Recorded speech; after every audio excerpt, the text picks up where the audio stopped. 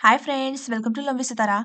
Today we are going to learn some important vocabulary words from the editorial section of the Hindu newspaper. This will help you in the preparation of your competitive exam. So let's start. Our first word is assert, which means claim strongly. Next, autonomy, which means independence. Next, summit, which means meeting of top leaders. Next, invasion, which means forceful entry into a place.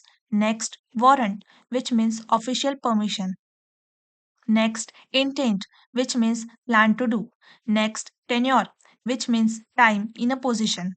Next, isolate, which means separate. Next, goad, which means provoke or push.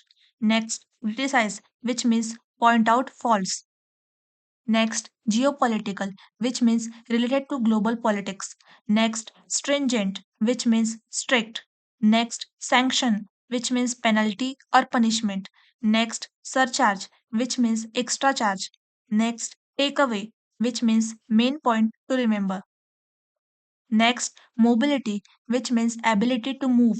Next, circumvent, which means avoid by using a trick. Next, uninterrupted, which means continuous. Next, agenda, which means plan or list of tasks.